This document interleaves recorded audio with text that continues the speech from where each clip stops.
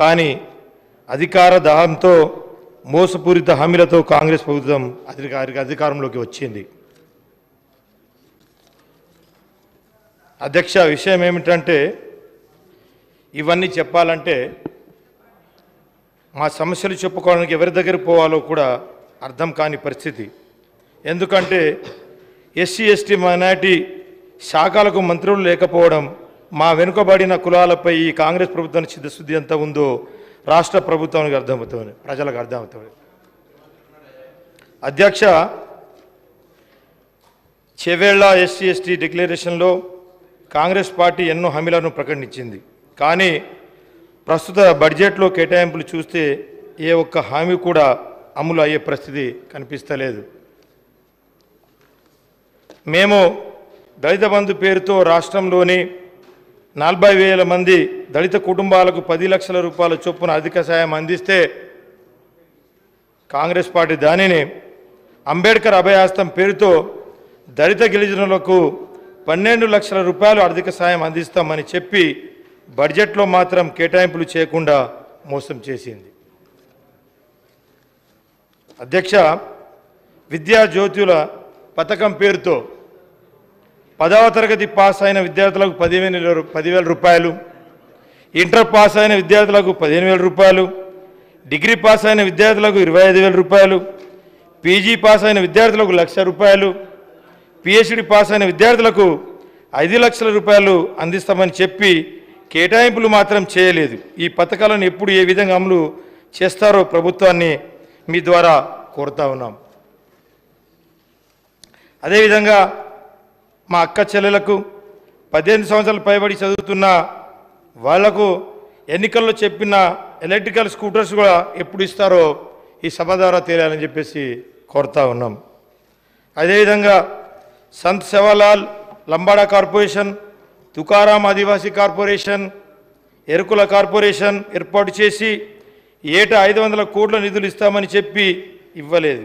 సమ్మక్క సారక గిరిజన గ్రామీణ అభివృద్ధి పథకం పేరుతో గుడాలకు తండాలకు ఏటా ప్రతి గ్రామ పంచాయతీకి 25 లక్షల చొప్పున ఇస్తామని చెప్పి నిధులు మాత్రం కేటాయించలేదు. మైదాన ప్రాంత ఎస్టీల కోసం నల్గొండ, మహబూబాబాద్, ఖమ్మం, నిజామాబాద్, మహబూబ్ నగర్ జిల్లాలో కొత్త 5 ఐటీడీలు ఏర్పాటు చేస్తామన్నారు. వాటితో పాటు ప్రతి జిల్లాలో కొత్త జిల్లాలు ఏదైతే అయినాయో అక్కడ ఐటీడీలు ఏర్పాటు చేస్తే బాగుంటుందని చెప్పేసి ప్రభుత్వాన్ని డిమాండ్ చేస్తూ ఉన్నాం. అన్ని ఐటీడీ కేంద్రాల్లో సూపర్ స్పెషాలిటీ ఆసుపత్రులు ఏర్పాటు చేస్తామని ఎన్నికల్లో ఇచ్చిన హామీలను ఎప్పటిలోగా చేస్తారో కోరుతా ఉన్నాం.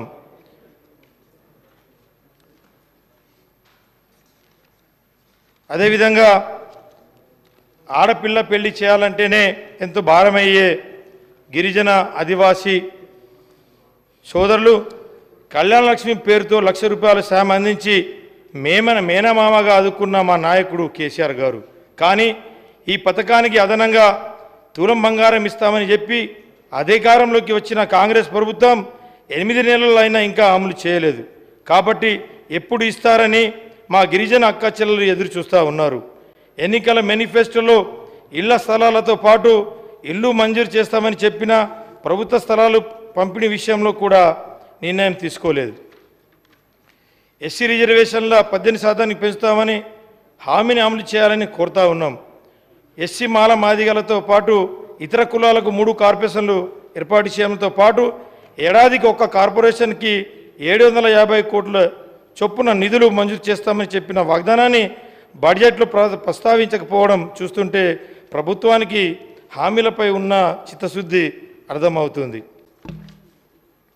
మైనార్టీ డిక్లరేషన్ అధికారంలోకి వచ్చిన 6 నెలలలోపు కులగణన చేసి దాని ఆధారంగా అన్ని వెనుకబడిన కులాలతో పాటు మైనార్టీలకు కూడా విద్య మరియు ఉద్యోగాలతో పాటు సంక్షేమ పథకాలలో రిజర్వేషన్ అమలు చేస్తామని చెప్పిన హామీ 8 నెలలు గడుస్తున్న అతిగతి లేదు.